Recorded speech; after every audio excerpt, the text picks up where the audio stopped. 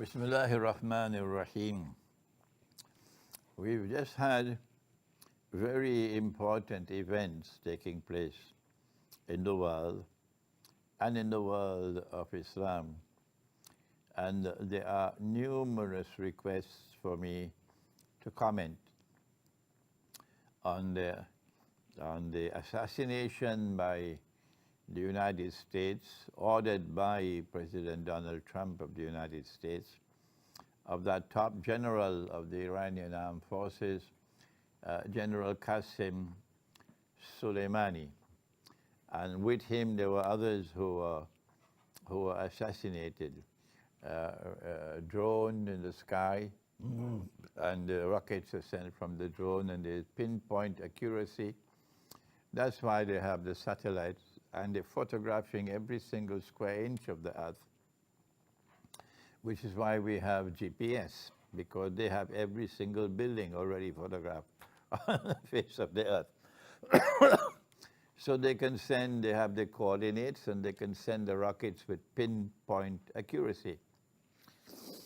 So they assassinated the general. It was an act of war, an American act of war. Did the President of the United States have the authority to commit an act of war on another country without the permission of the US Congress? That's for the Americans to decide. The law and the Constitution in the United States does not give the American President the authority to commit an act of war, which is to declare war without the approval of Congress. But this is what he did. And now I understand they're clipping his wings.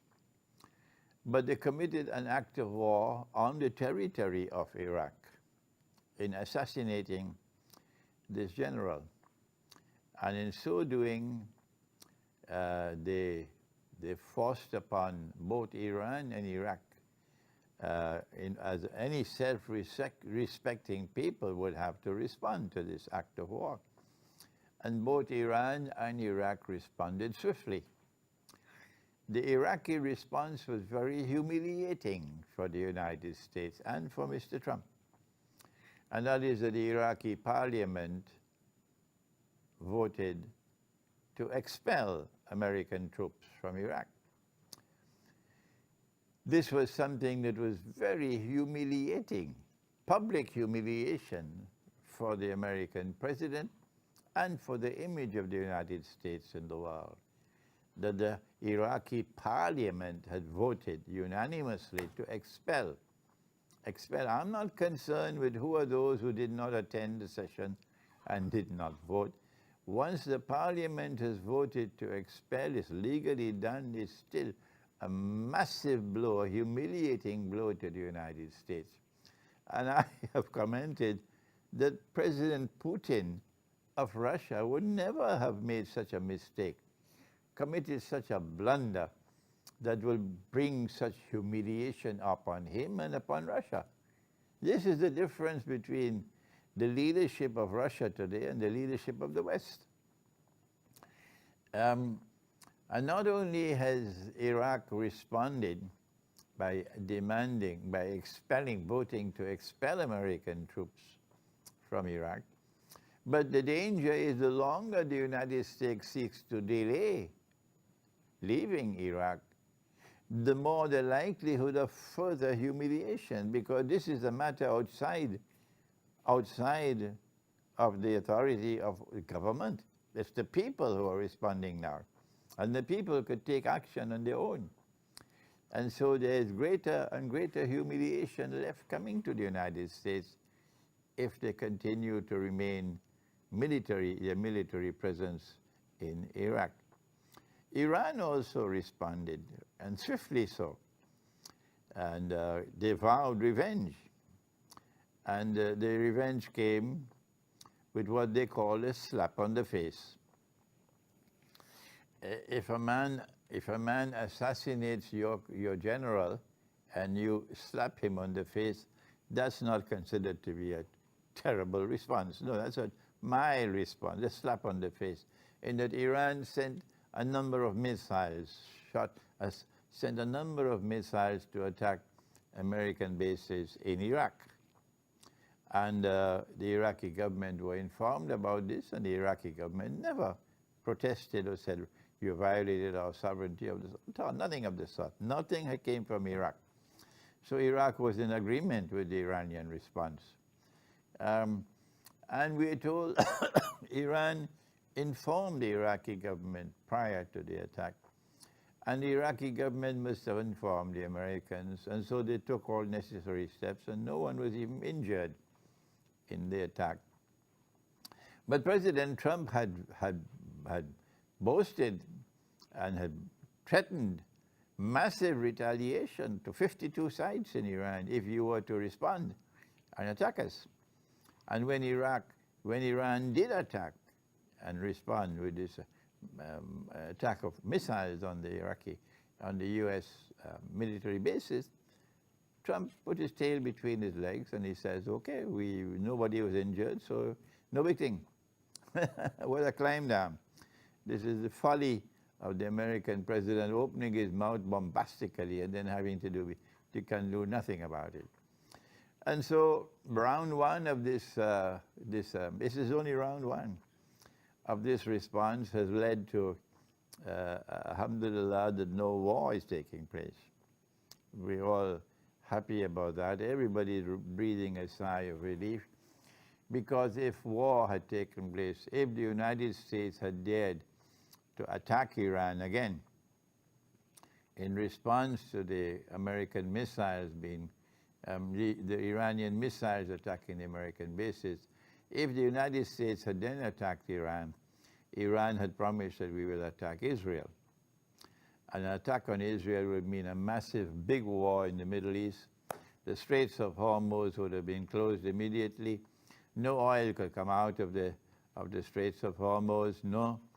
And the price of oil would have shot up a few $100 barrels, a few $100 per barrel, per more, or even more. And massive dislocation of the economy around the world. And this would have all been a detrimental thing for the whole world if war were to take place with Iran. So the Americans realized that no, we can't take that chance. So they decided to take the path of restraint. But I've written, and Newsday has published my letters. I've said, no, this story is not over. It's not yet over.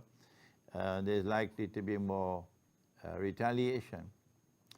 And one of the things that Iran can do is to put pressure now, if the United States does leave Iraq, then to put pressure on Qatar.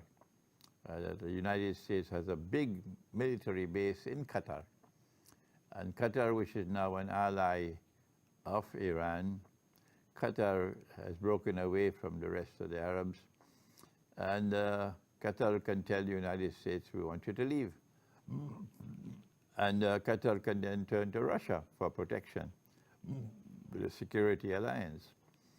And this will be even more humiliation for the United States, being driven out of the whole of the Arab world, piece by piece.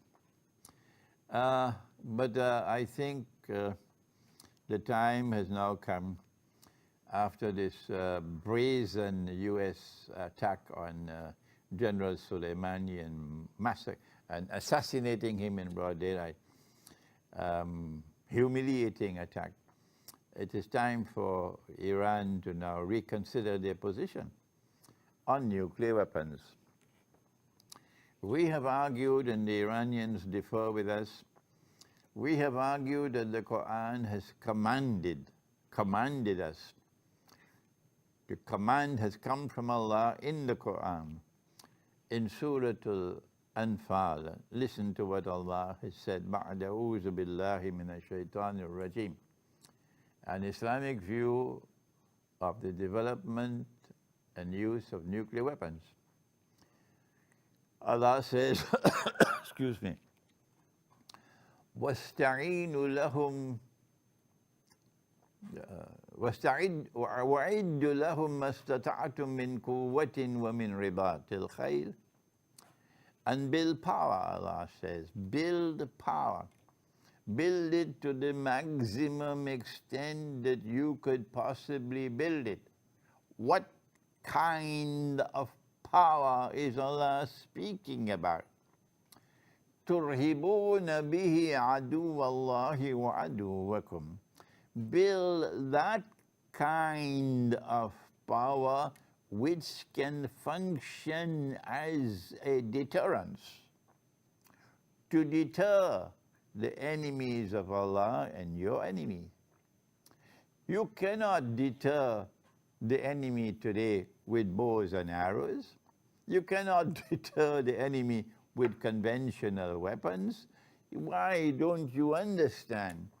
If you want to deter the enemy, if you want deterrent power, you have to build power with the use of weapons of mass destruction.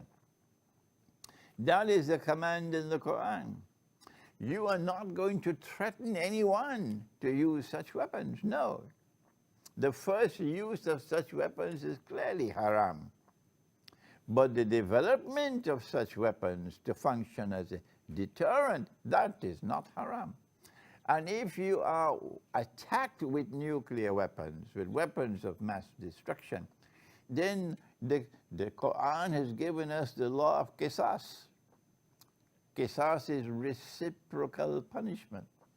So if you attack us with nuclear weapons, we have the right on the basis of al-qisas to respond and retaliate with nuclear weapons. And so the Iranian argument, which has been used by the ulama in Iran and by the Rahbar himself, Ayatollah Khamenei, that Islam prohibits the development and use of nuclear weapons, is a position that we challenge. And now we say to Iran, after this great humiliation, the assassination of General Qasem Soleimani, that the time has come for Iran to reconsider its position and to do what Pakistan has done. They cannot stop you. They cannot say, we have nuclear weapons, but you are not allowed to have it. Who are they? Are they the policemen of the world? They cannot stop you. They're already waging war on you. What more can they do? So Iran has now to reconsider its position in the wake of this attack on General Soleimani, and in the wake of crippling sanctions which have been imposed on Iran wickedly so, by the West. Continuing sanctions and sanctions and sanctions, that it is time for Iran to do what Pakistan has done and to build and develop a nuclear deterrent. The next thing we have to think about now is the accuracy and the capability of the Iranian missiles, which were launched from Iran into Iraq to attack the American military bases in Iraq. It is a military analyst who will have to conduct that analysis. I am not a military analyst. But if the conclusion is that, yes, Iran did possess the coordinates, Iran therefore had the capacity of finding out, getting photographs of the buildings and so on, and the coordinates, and to be able to launch missiles with an accuracy which is commendable. If Iran has demonstrated to the world that missile capacity and capability today, and if that is further enhanced now after this round with the United States, then what will be the implication for an Iran which now develops nuclear weapons and has the capacity to deliver those nuclear weapons with missiles? This is a very interesting subject, and I believe that one of the lasting repercussions from the assassination of General Qasem Soleimani would be pressure being now brought up to bear upon the leadership of Iran to reconsider their position concerning the Quran and the development and use of nuclear weapons. A very unfortunate event also occurred within hours of the Iranian response in sending missiles to attack American bases. And that is there was a mistake committed when there was a fear that a missile was coming to attack the Tehran airport. And they shut down what they thought was a missile coming. And in fact, it was an aeroplane that was leaving, a Ukrainian aeroplane. And Iran, of course, denied that they shut it down because the leadership of Iran had no knowledge that this mistake had taken place. But as soon as the Iranian leadership got the information and confirmed that yes, someone in Iran had shut down that plane, and then Iran immediately did the honorable thing, the truthful thing, the righteous thing. And they admitted, and they spoke the truth, which is uncommon today in the Western world, because they tell lies and they conceal the truth. Whereas Iran, from the time they had the evidence that yes, we shut down the plane, they confirmed, yes, we shut down the plane, we did it by mistake. And the Iranian president apologized to the Ukrainian president. And of course, Iran will have to pay compensation. But if Iran shut down that aeroplane by mistake, well, mistakes do happen in war, and this was war.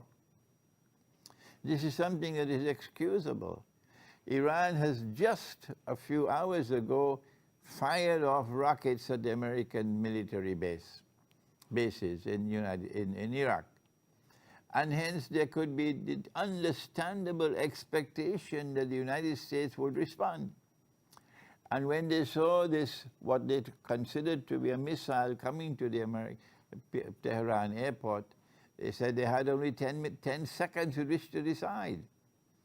And they made the mistake on the side of precaution by shooting it down. So this is not a terrible mistake, an inexcusable mistake. This is an understandable mistake. And these things happen in warfare. And Iran has done the right thing in apologizing, accepting responsibility, and apologizing. And you cannot use this now to destabilize Iran and try to get public protests and Trump inciting people in Iran to go on the streets and to topple the government. This is wickedness. This is total wickedness. Every government that has been at war, every state which has been at war has made mistakes in the past. And this is quite understandable when one is fighting a war. And Iran was at war with the United States because the United States has committed an act of war in killing the General Soleimani. They have not condemned it. These who are now condemning Iran for shooting down the aeroplane unintentionally, they have never condemned the United States for assassinating Soleimani. No, these are a wicked people, a corrupt people who have no moral values and who have no belief in a day of judgment, a hereafter when they'll have to stand before Allah and be judged. It's an essentially godless world. They are a godless people and they want to establish a regime of godlessness all over the world. I want to turn now to another major event which occurred while I was ill and could not come to IBN. And that is the commendable effort made by Prime Minister Dr. Muhammad Mahathir of Malaysia recently in convening an Islamic Summit conference in Kuala Lumpur. He knew that it was a waste of time to have it convened in Jeddah because it will be under the control of the Saudis and no one could speak unless the Saudis approved. So he convened it in Kuala Lumpur, and of course the Saudis then got very angry because they want to have control over the world of Islam, and the Organization of Islamic Cooperation exists with its headquarters in Jeddah. It used to be called l'Organisation de la Conférence Islamique, the Organization of the Islamic Conference. That's the French title translated to English. But it was a very awkward title in English, so they changed it now to the Organization of Islamic Cooperation. And this organization has headquarters in Jeddah. And now when Dr. Mahathir called for this summit in Kuala Lumpur, this is the first time since 1969, first time that this body was challenged. This body has remained since the fire took place in Masjid al-Aqsa in 1969, in August 1969. And then a summit conference was held in Rabat in September 1969. And then the organization emerged as the Organization of the Islamic Conference.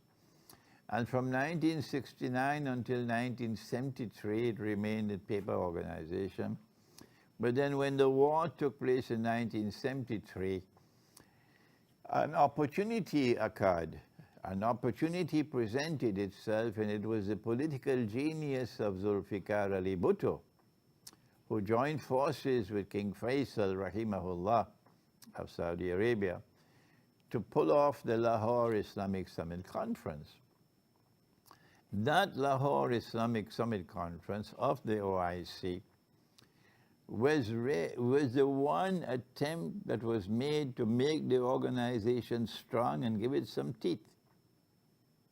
If they had succeeded, the OIC could have been a powerful organization, but they struck 1 year later and they assassinated King Faisal, rahimahullah, and then 2 years later, I think, or 3 years later, Bhutto was assassinated. And that was the end of that.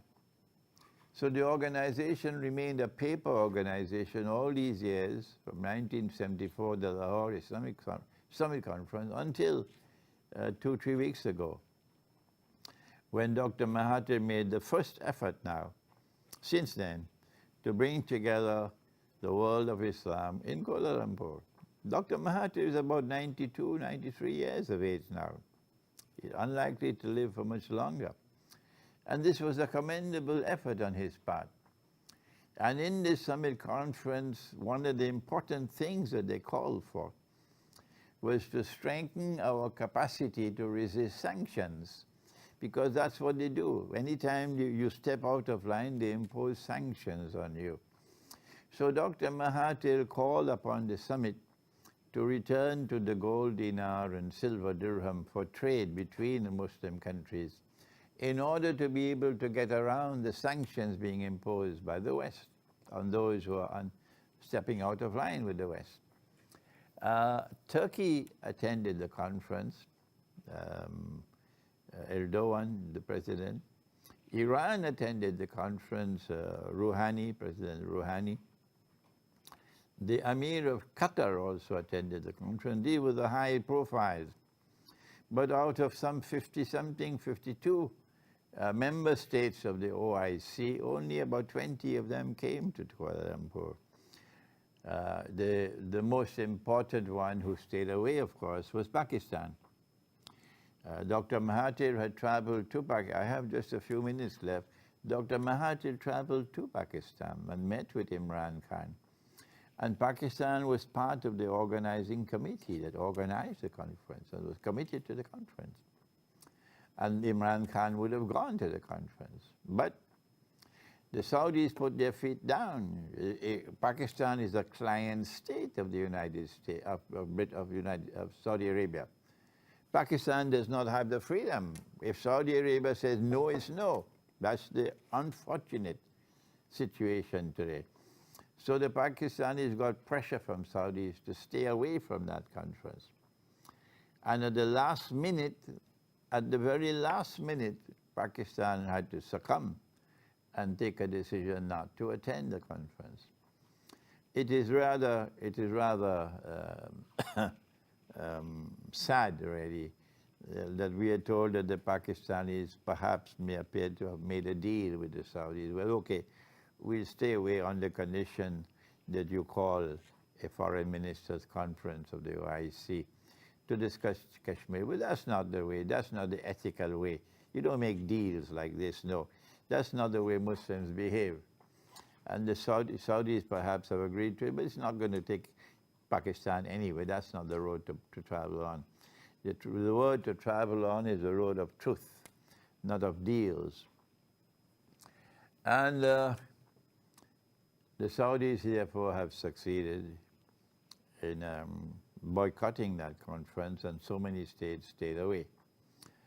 This is a sad indication of the negative role being played by Saudi Arabia. What is the implication for us now of this effort which is made by Dr. Mahathir in Saudi Arabia? In the few minutes which now remain, my message has to be directed to Pakistan and to the people of Pakistan. And that is that the Saudi connection is not good for Pakistan. That Pakistanis have to understand that Saudi Arabia is a client state of the United States of America. That the Saudis dance to the American tune and the Americans dance to the Saudi tune. They're dancing with each other. And Pakistan has made it clear we're moving away from the United States now. We're not going to fight for American wars anymore. The next step for Pakistan is to move away from its client state with Saudi Arabia. And the government in Islamabad can't do that. They're powerless. So it is the people who must now launch an effort in Pakistan, a peaceful protest all over the country with the Islamic movement participating in that protest, to get the Pakistani government to get out of that client-state relationship with Saudi Arabia. That there could be, for example, a referendum on the subject. And the Pakistani government is eventually forced to allow a public referendum. And once the referendum takes place and the people vote to sever this client-state relationship with Saudi Arabia, the Pakistani government will then have no option. At this time, they are in a state where they cannot do anything. But if the people force it upon them, then the government can take steps to get out of this client-state relationship with Saudi Arabia and then join with the efforts of men like Dr. Mahathir in Kuala Lumpur to try to give to the world of Islam more freedom to be able to work to build a more powerful world of Islam in the future. We end by reminding you about my complete set of books, which are now available in Trinidad.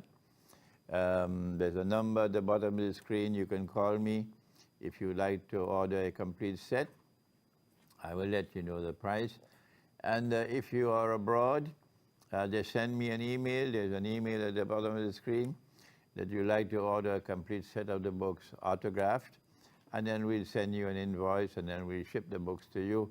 And finally, I look forward to seeing you at my class at the Jama Masjid San Fernando on Wednesday at the time of Maghrib.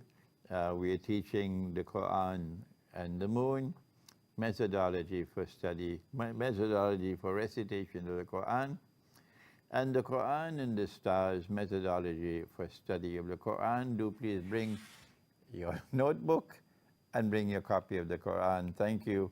Wassalamu alaikum wa rahmatullahi wa barakatuh.